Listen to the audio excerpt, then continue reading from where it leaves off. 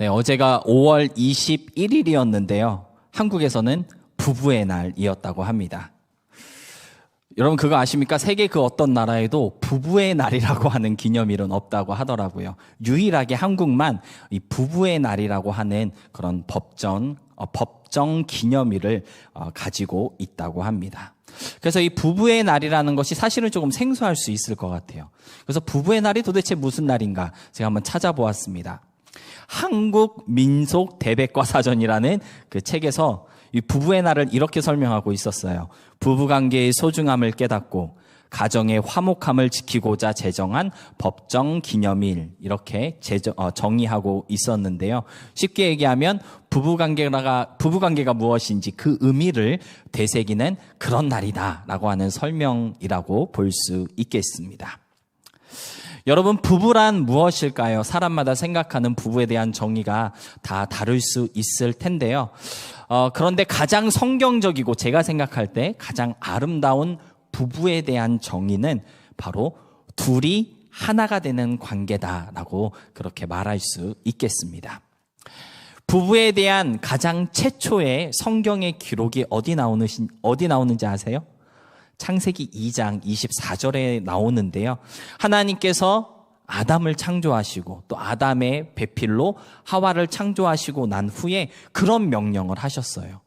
그러므로 그 둘이 한 몸을 이루라, 이렇게 명령하셨거든요.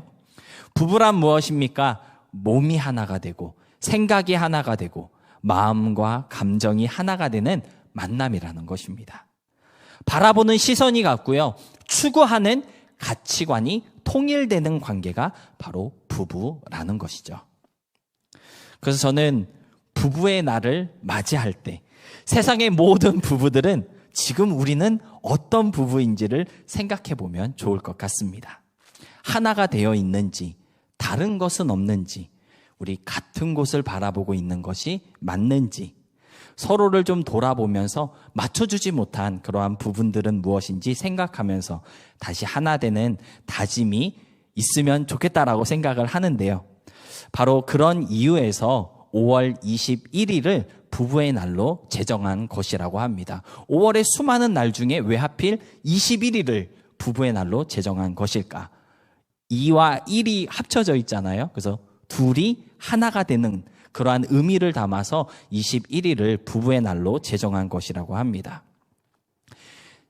세상 법정 기념일인데 이 성경적인 의미를 담고 있잖아요. 그래서 조금 놀랐는데 알고 보니까 이 부부의 날이 법정 기념일로 제정되기까지 권제도라고 하시는 목사님께서 많은 노력과 심혈을 그렇게 기울이셨다고 얘기들을 하더라고요.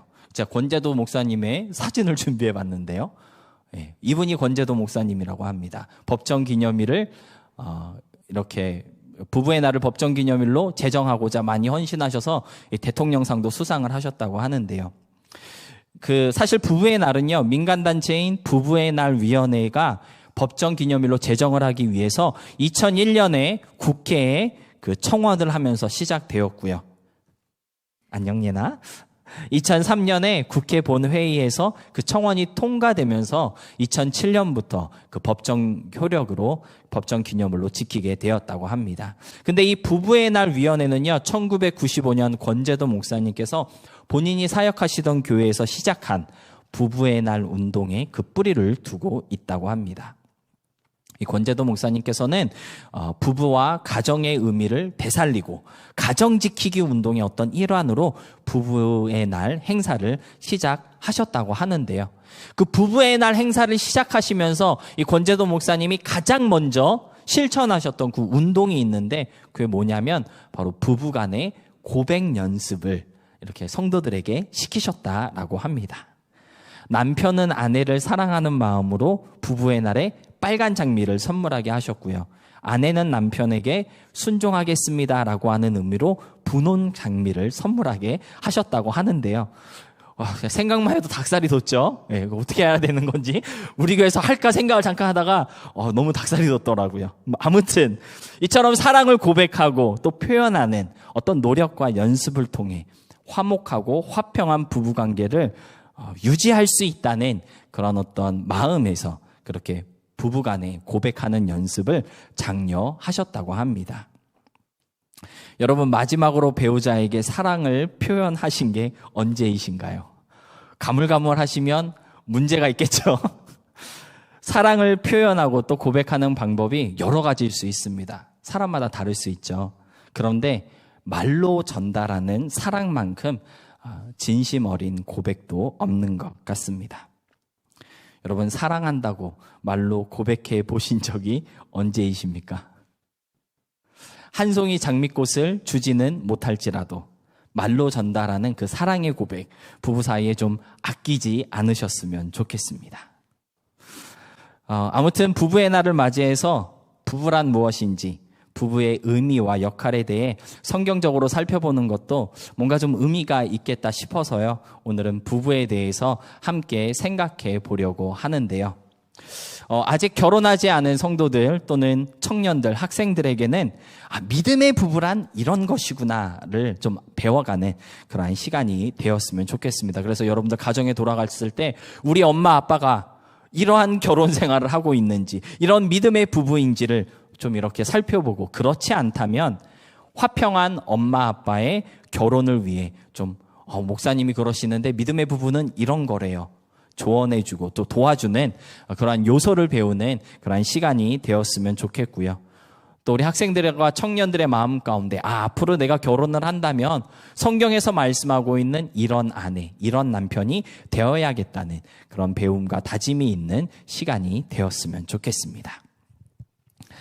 그런 관점에서 오늘 본문 15절을 보니까요, 하나님은 화평 중에 너희를 부르셨다, 남자와 여자를 화평으로 부르셨다라고 말씀하고 있는 것을 우리가 볼 수 있는데요.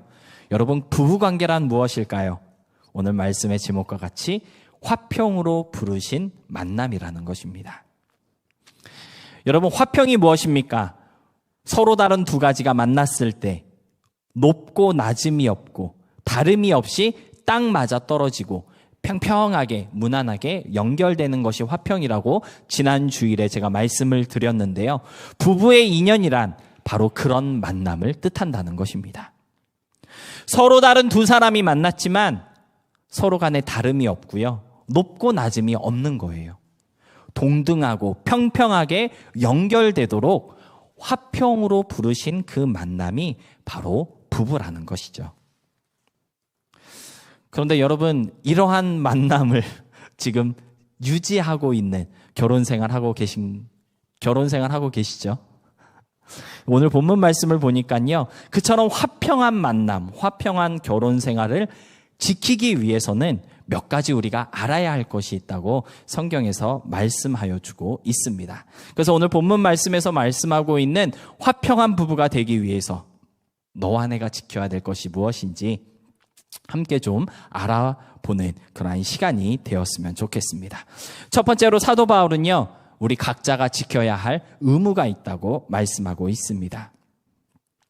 본문으로 다 읽지는 않았지만 사실 고린도전서 7장 전체는요, 부부에 대한 사도 바울의 가르침입니다.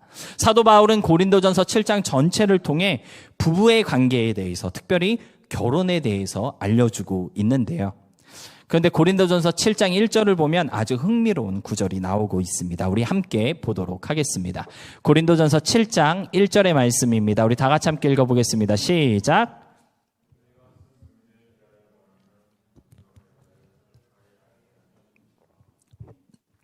네, 1절을 가만히 보면요, 사도 바울이 너희가 쓴 문제에 대하여 말해주겠다 이렇게 말씀하고 있거든요.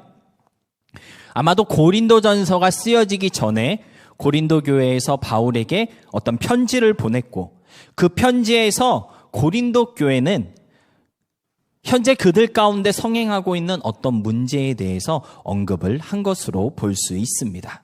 그리고 그 문제에 대한 답으로 사도 바울은 남자가 여자를 가까이 하지 않는 것이 좋겠다라고 하는 대답을 해 주었는데요.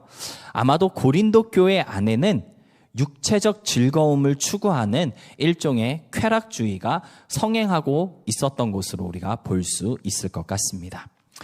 사실 오늘 말씀의 배경이 되고 있는 이 고린도 지역은요, 그때 그 당시에 지중해 무역의 중심지이었다라고 합니다. 그래서 여러 나라, 여러 인종의 사람들이 왔다 갔다 하면서 그로 인해 자연스럽게 타락과 쾌락과 방종의 그러한 문화가 성행하고 있던 도시다라고 많은 역사학자들이 말하고 있는데요. 어쩌면 그런 시대적인 상황 속에서 일부 고린도 교회 교인들 사이에 어떤 부도덕한 일들이 일어나게 된 것은 아닐까 추측할 수 있을 것 같습니다. 그와 같이 잘못된 쾌락주의를 배척하고 다시 말해 거부하고 또 멀리하기를 장려하기 위해서 오늘 사도 바울은 고린도전서 7장을 쓰고 있다라는 것이죠. 그리고 쾌락주의를 멀리하고 거부하기 위해서 가장 합리적이고 성경적인 방법은 바로 결혼이다라고 사도 바울은 답을 주고 있는 것입니다. 그런데 여러분, 오해 없이 들어주셨으면 좋겠습니다. 단순히 성적인 쾌락의 문제를 해결하기 위해서 결혼을 해야 한다고 말씀하고 있는 것이 아닙니다. 쾌락이라고 하는 것은요, 성적인 면만을 의미하지 않고요, 우리가 몸으로 범하는 모든 부도덕한 행위들을 통틀어서 부르는 말이기 때문인데요. 그래서 고린도전서 7장 2절을 보면 한국어 성경에서는 그냥 단순하게 음행 또는 음란이라고 표현하고 있지만 영어 성경에서는 부도덕함을 뜻하는 단어로 표기하고 있는 것입니다. 그러니까 사도 바울은 오늘 저와 여러분에게 우리가 결혼을 통해서 좀 더 사람이 도덕적으로 변하게 되고 거룩하고 성숙해질 수 있다고 말씀해주고 있다라는 것이죠.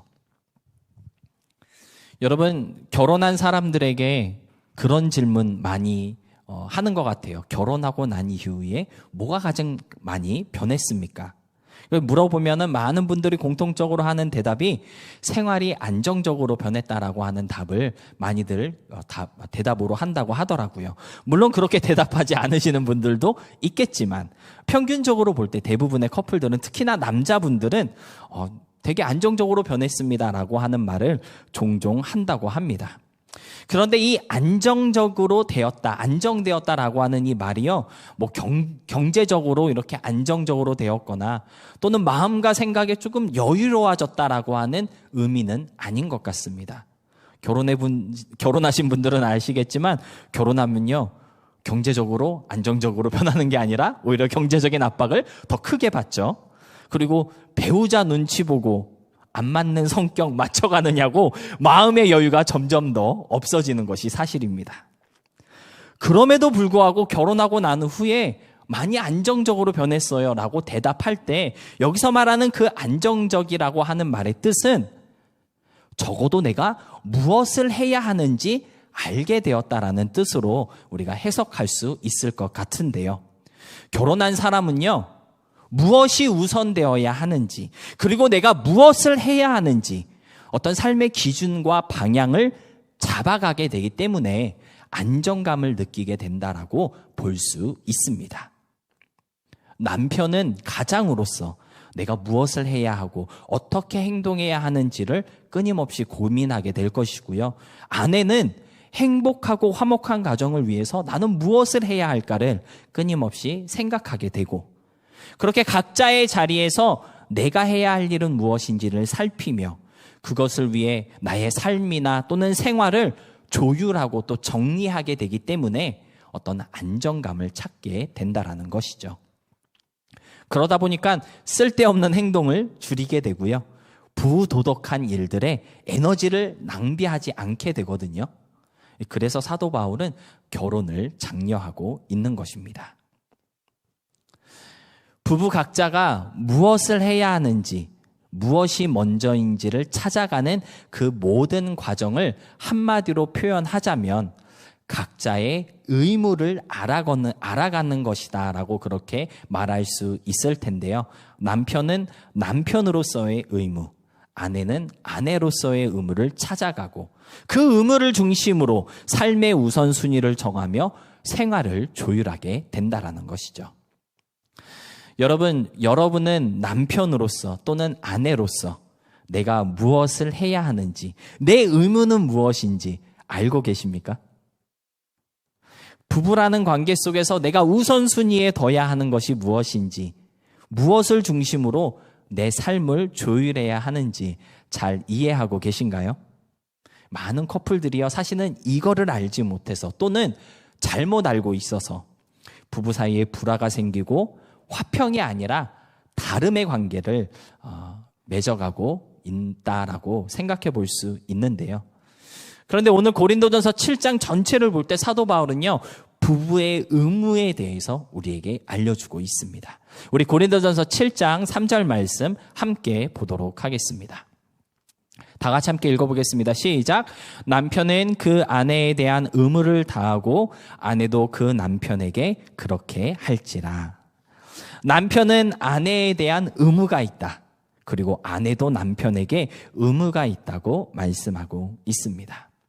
그렇다면 아내에 대한 남편의 의무는 무엇이고 남편에 대한 아내의 의무는 무엇일까요?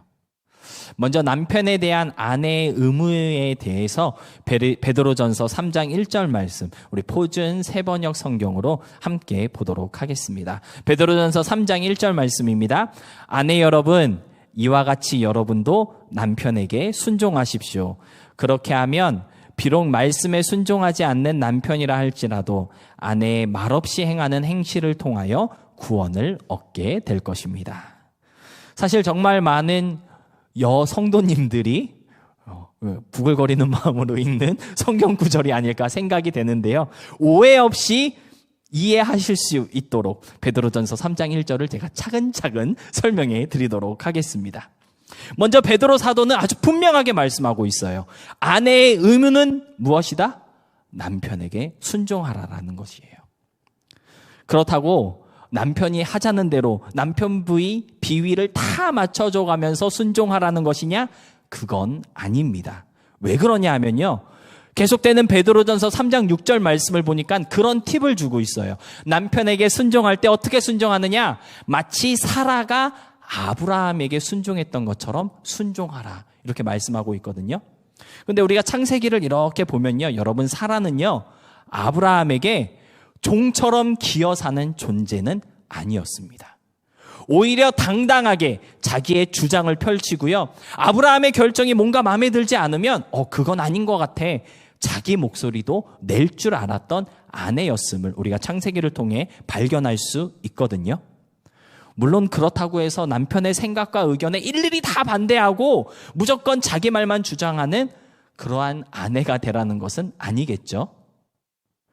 베드로가 순종하라라는 말씀을 이렇게 전해줄 때 그 순종은요, 종과 주인의 관계처럼 무조건 순종하라는 그러한 말씀이 아니고요, 동등한 위치에서 협력자로서 남편을 도와주라는 의미에서 순종하라고 말씀하고 있는 것입니다.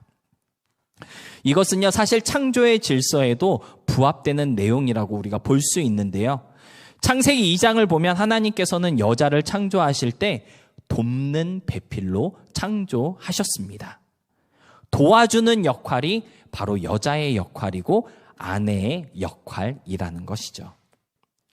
그런데 여러분, 우리가 분명하게 이해해야 할 것이 하나 있습니다. 하나님께서 여자를 창조하셨을 때 남자를 도와주고 또 남편을 도와주라고 하셨는데, 여러분, 도움이 필요한 존재와 도움을 주는 존재 중에 누가 더 우월한 존재일까요? 당연히 도움을 주는 존재가 더 우월한 존재이겠죠. 하나님께서 여자를 남자보다 더 우월한 존재로 창조하시고 남자를 도와주는 배필이 되게 하셨다라는 것입니다. 그래서 여자는요, 아내는 남편이 선하고 좋은 사람이 될 수 있도록 옆에서 잘 도와줄 수 있어야 합니다. 신앙적으로나 또는 생활적으로 어떤 지성이나 품성에 있어서 남자보다 여자가 더 뛰어날 수 있어야 한다라는 것이죠. 왜 그래요? 하나님께서 어리숙한 남자를 잘 도와주라고 여자를 창조하셨기 때문입니다. 그래서 여자의 역할, 아내의 역할이 아주 중요하다고 그렇게 말할 수 있는데요. 오늘 베드로 사도가 아내는 남편에게 순종하라고 권면하고 있는 것은 지혜롭고 성숙한 아내들이 조금 어리숙하고 부족한 남편들을 잘 도와주고 그들이 올바르게 살아갈 수 있도록 이끌어주라는 의미에서 순종하라는 말씀을 주고 있는 것입니다. 그래서 1절 말씀 끝부분에 보니까 그런 말씀 있잖아요. 아내의 말없이 행하는 행실을 통해서 구원을 얻게 될 것이라고 덧붙이고 있는 것입니다. 다시 여러분들에게 물어보겠습니다. 아내의 의무는 무엇일까요? 현명하고 지혜로우며 성숙하고 부지런한 행실과 말로 남편을 응원하고 용기를 주고 그가 바르게 선택하며 살아갈 수 있도록 도와주는 것이 바로 아내의 의무입니다. 아내 되신 여러분들께 물어보겠습니다. 이제까지 여러분은 어떤 아내이셨습니까? 내 남편에게 지혜롭고 성실하며 성숙한 아내이셨습니까? 때에 맞는 말과 행동으로 남편을 구원하는 역할을 잘 감당하셨나요? 오늘부터 그런 아내 되시기를 주님의 이름으로 부탁드리며 축복합니다. 그렇다면 남편의 의무도 알아봐야겠죠. 제가 설교를 준비하면서 설교문을 다 쓰고 이거를 전하여야 하는 것인가 고민을 많이 했는데 하나님이 주신 말씀이니까 저도 회개하는 마음으로 준비하고 전해보도록 하겠습니다. 남편의 의무는 에베소서 5장 25절에 보니까 잘 나와 있더라고요. 우리 남편 되신 분들만 에베소서 5장 25절 말씀 함께 읽어보도록 하겠습니다. 우리 다 같이 함께 읽겠습니다. 시작. 남편들아, 아내 사랑하기를 그리스도께서 교회를 사랑하시고 그 교회를 위하여 자신을 주심같이 하라. 남편의 의무는 무엇입니까? 아내를 사랑하라는 것이죠. 그런데 그냥 사랑하라는 것이 아니죠. 어떻게 사랑해야 합니까? 그리스도께서 교회를 사랑하시고 교회를 위하여 자신을 주심같이 사랑해야 합니다. 다시 말해 어떻게 사랑하는 거죠? 죽도록 사랑하라는 것입니다. 남편 되신 분들께 말씀드립니다. 죽도록 아내를 사랑하시기 바랍니다.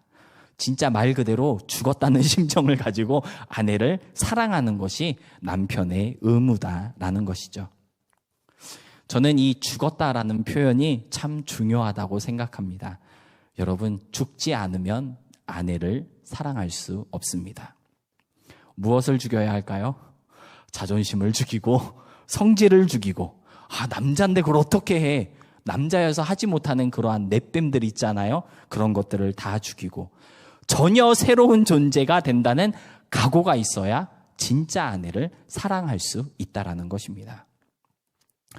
제가 사모랑 결혼을 하고 처음 1년 정도는요, 정말 치열하게 싸웠던 것 같습니다.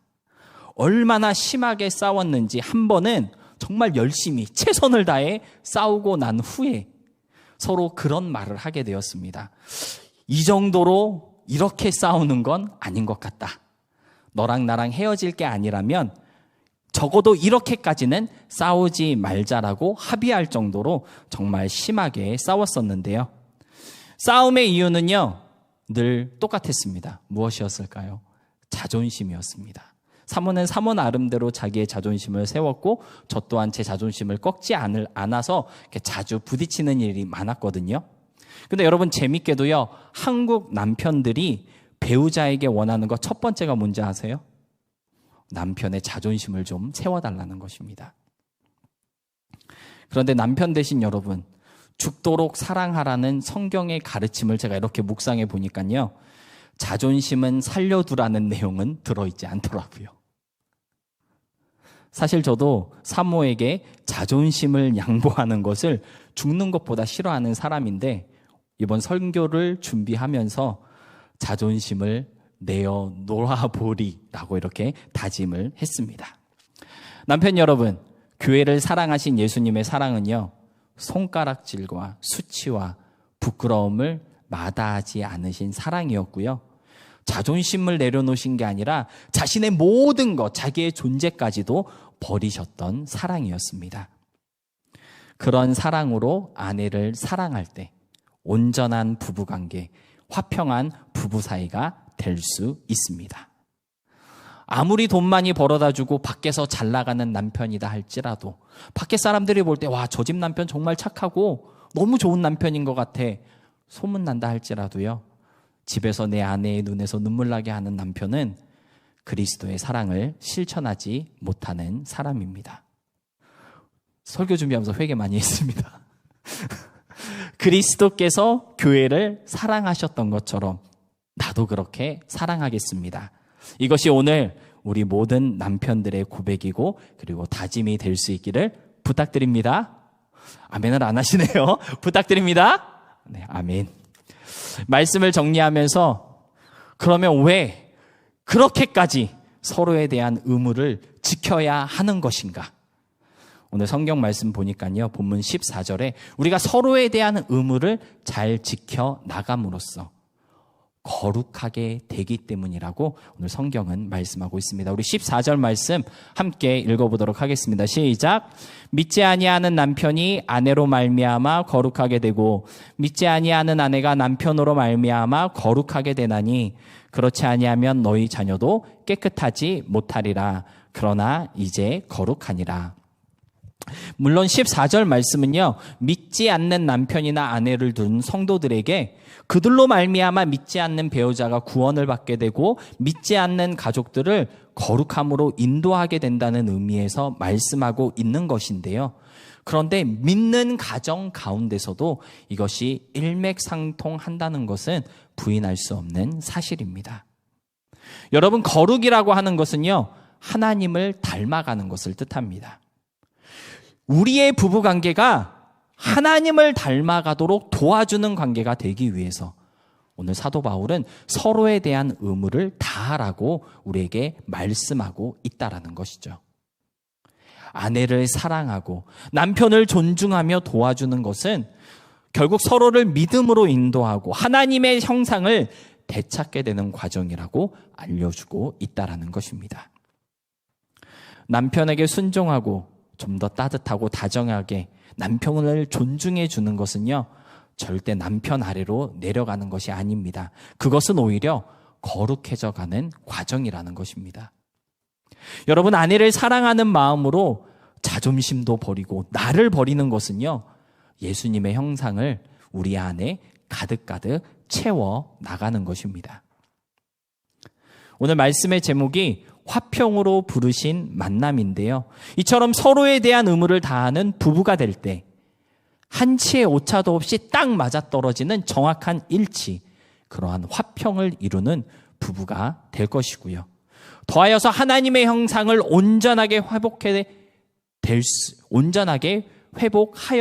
회복함으로써 하나님과도 화평케 되는 귀한 은혜를 누리게 될 줄로 믿습니다. 미국의 남침례교 목사님 중에 쉐인 푸르트라는 목사님이 계신데요. 그 목사님은 이런 말을 했다고 합니다. 결혼은 복음을 세상에 보여주는 행위이다. 결혼은 복음을 세상에 보여주는 행위다라고 말을 하셨었는데요. 부부관계는요, 그리스도와 교회의 관계를 실질적으로 보여주는 표본이라고 에베소서 5장 32절은 말씀하고 있습니다. 더 나누는 교회 모든 성도님들의 가정이 그리고 여러분의 결혼 생활이 세상에 복음을 보여주는 귀한 증거가 될 수 있었으면 좋겠고요. 믿음으로 서로에 대한 의무를 최선을 다해 실천해 나감으로써 교회를 향한 예수님의 사랑이 우리들의 심령과 그리고 믿지 않는 사람들의 마음속에 뭔가 좀 분명하게 그려지고 이해되어지고 체험되어지는 놀라운 역사가 일어날 수 있기를 진심으로 소망하며 축복합니다.